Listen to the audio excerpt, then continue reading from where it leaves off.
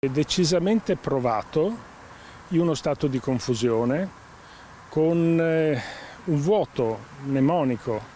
Non ricordo nulla, sono dispiaciuto per il professore. Sono queste le parole di Alberto Zago al suo difensore, l'avvocato Enrico Villanova, che lo ha incontrato per la prima volta all'interno del carcere San Pio X di Vicenza, dove il 33enne trevigiano si trova rinchiuso da martedì con l'accusa di tentato omicidio per l'accoltellamento alle spalle del docente del liceo Brocchi di Bassano. Ha un vuoto tra le prime ore della mattina di lunedì fino al tardo pomeriggio e si è chiesto addirittura se effettivamente, come dicono i giornali, sia stato lui.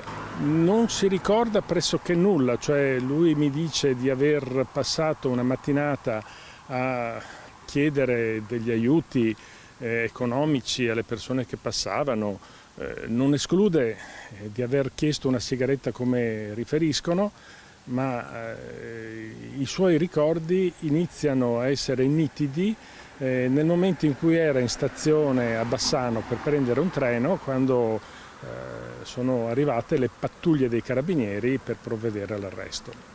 Il 33enne si dice preoccupato per il professore ferito, che si trova tuttora ricoverato al San Bortolo di Vicenza. Mi ha chiesto se la caverà, se avrà dei problemi, cioè era anche interessato per cercare di capire le condizioni di salute. All'udienza di convalida dell'arresto, con ogni probabilità Alberto Zago si avvarrà della facoltà di non rispondere. Proprio perché il ragazzo in questo momento non ricorda nulla, ha deciso di avvalersi della facoltà di non rispondere. Quindi il silenzio di Alberto Zago sarà il mio silenzio,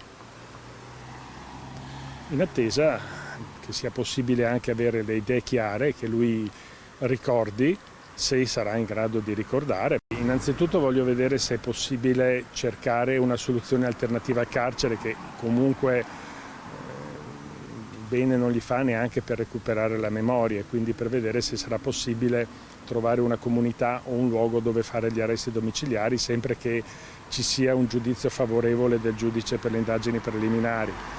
E poi cercare soprattutto di capire un attimo che cosa è successo in questo blackout di 24 ore. Intanto, a Quinto di Treviso, la famiglia Zago si è chiusa nel dolore. Per voce dell'avvocato Villanova, la mamma e il fratello fanno sapere di essere disperati, attoniti, basiti. Abbiamo sempre sostenuto Alberto fin dove abbiamo potuto, spiegano i familiari, per cercare di renderlo autonomo. Senza puntare il dito contro nessuno, concludono: ci chiediamo se sarebbe stato possibile avviare un altro percorso di recupero per evitare un epilogo del genere.